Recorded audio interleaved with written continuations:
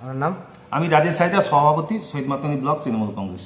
আমি প্রথমেই আমাদের দলের নেত্রী মমতা বন্দ্যোপাধ্যায় এবং দলের সেনাপতি অভিষেক বন্দ্যোপাধ্যায়ের প্রতি আমি কৃতজ্ঞ যে পুনরায় আমাকে দলের দায়িত্ব দেওয়ার জন্য। 2021 সালে বিধানসভা নির্বাচনের প্রাককালে আমি 25শে জানুয়ারি দলের দায়িত্ব পেয়েছিলাম, আবারও আমাকে দলের দায়িত্ব দিয়েছেন।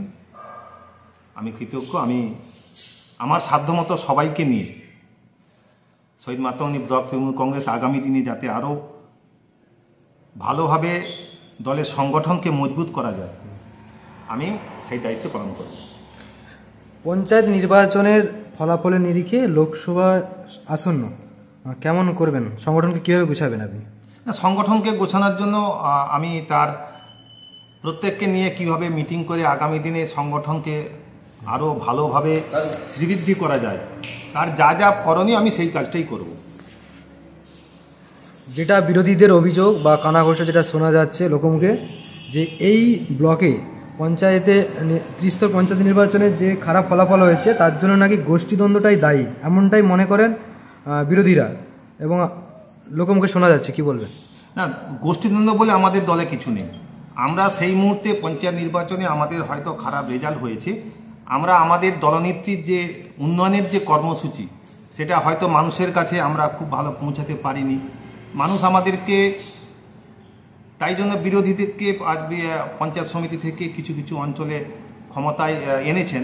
তা আমরা মনে করি দলে আমাদের কোনো গোষ্ঠীদ্বন্দ্ব নেই।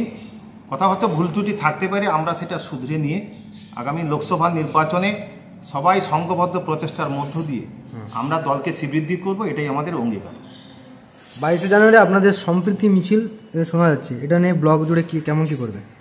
22শে জানুয়ারি আমাদের দলের নেত্রী মমতা বন্দ্যোপাধ্যায় ঘোষণা করেছেন প্রত্যেকটি জেলা এবং ব্লকে সম্প্রীতির একটি মিছিল করার জন্য। আমরা তৃণমূল কংগ্রেস, আমরা সর্বধর্ম সমন্বয়ে আমাদের দল, সংবিধান সেটাই বলেছে।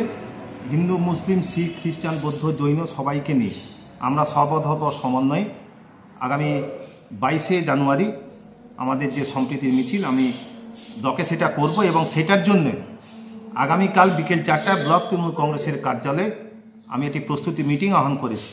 সবাইকে নিয়ে সে সম্প্রীতি মিছিল করব। এটা আমার আলোচনার মধ্য দিয়ে আমরা যাতে এইটা সফল করা যায় সে প্রস্তুতি নেব। লোকসভাকে সামনে রেখে কেমন কি চিন্তা ভাবনা কি করছে? হ্যাঁ, শুনুন, লোকসভাতে আমাদের রেজাল্ট খুব ভালো হবে। আজকে বিরোধীরা যাই বলুক না, বিরোধীদের যে গোষ্ঠীদ্বন্দ্ব সেটা তো কম নয়। আমরা তো পঞ্চায়েত সমিতি যে বিজেপি মানুষ তাদেরকে যে জয়লাভ করিয়েছে, তারা 17টা পেয়েছে, আমরা 13টা পেয়েছি। আমরা তো পঞ্চায়েত সমিতি কর্মাধ্যক্ষ গঠন, পঞ্চায়েত সমিতির সভাপতি গঠন আমরা তো দেখেছি কিভাবে বিজেপি তারা নিজেরা দ্বন্দ্ব করে যেভাবে সভাপতিকে মেঝেতে বসে যেভাবে কাঁদতে দেখেছি, এটা মাতঙ্গী ব্লকের মানুষ তারা দেখেছে যে আমরা মনে হয় ভুল করে বিজেপিকে ক্ষমতা এনেছি। আজকে দেখতে পাচ্ছি পঞ্চায়েত সমিতির কাজকর্ম বন্ধ। মানুষ আজকে অনুভব করবে, আমরা মানুষের কাছে যাব যে আগামী লোকসভা নির্বাচনে আপনি মানুষরা আমাদের পক্ষে নিশ্চয়ই ভোটটা দেবে। আমরা মানুষের কাছে তো উন্নয়নের কথা বলবো, আমরা ধর্ম নিয়ে রাজনীতি করি না। ধর্ম যে যার ধর্ম সে তার, উৎসব তো সবাইয়ের। এই যে 22 তারিখে যেভাবে আজকে রামের নামে যেসব চলছে, আমরা রামকে নিজেদের হৃদয়ে রাখি, রামকে মাথার উপরে রাখি, কিন্তু যখন রামচন্দ্রকে নিয়ে কোনো একটি রাজনৈতিক দল তারা যখন রাজনীতি করে আমরা তার বিপক্ষে। রাম আমাদের ভগবান, রাম আমাদের হৃদয়ে। আমরা সর্বধর্ম সমন্বয়ে কোনোভাবে ভগবানকে কোনোভাবে নিয়ে রাজনীতি করা যায় না। যার ফলে আজকে তো পুরী শঙ্করাচার্য থেকে শুরু করে 4 জন শঙ্করাচার্য যারা হিন্দু ধর্মের যাদের কথা শুনে আমরা হিন্দু সনাতন যারা আছি, আমরা হিন্দু ধর্মের মানুষ যাদের কথা শুনে পালন করি, আজকে তারাই তার প্রতিবাদ করছে যে রামলালার মূর্তির প্রতিষ্ঠা কেন মোদিবাবু করবেন। আজকে ঠাকুর আমরা যারা মানুষ আমরা জানি পুজো পার্বণ ব্রাহ্মণরা করেন, আমরা যারা মন্দিরে শুধু উদ্বোধন করি, ফিতা কাটি, কিন্তু যেভাবে রামলালার মূর্তি উনি উদ্বোধন করবেন শঙ্করাচার্যরা প্রতিবাদ করেছে, আমরাও সেটার সঙ্গে আমরাও প্রতিবাদ। আমাদের নেত্রী তাই সম্প্রীতির মিছিল আগামী 22 তারিখ গঠন করতে বলেছে, আমরা সেই মিছিল করব। একাধারে আপনাদের পঞ্চায়েত সমিতি বিরোধীদের দখলে, বিজেপি দখলে এবং অন্যান্য অনেকগুলো গ্রাম পঞ্চায়েতের দখলে হাতছাড়া, এটা কিভাবে রিকভারি করবেন আপনারা লোকসভার আগে? না, আমরা লোকসভা নির্বাচনের আগে আমরা সাংগঠনিকভাবে আমাদের খুব শক্তপোক্ত, আমরা সবাইকে নিয়ে আমরা রিকভারি করব, এটা আমি বলতে পারি। আমরা সবাইকে নিয়ে রিকভারি করব, এটা দায়িত্ব নিয়ে বলতে পারি। লোকসভায় কি আপনারা লিড পাবেন?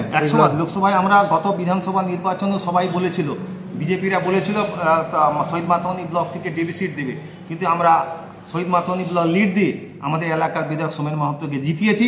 আগামী দিনে দল যাকে লোকসভা নির্বাচনে প্রার্থী করবে মাতঙ্গিনী ব্লক থেকে লিড দেবো, এটা আমরা একদম অঙ্গীকারবদ্ধ।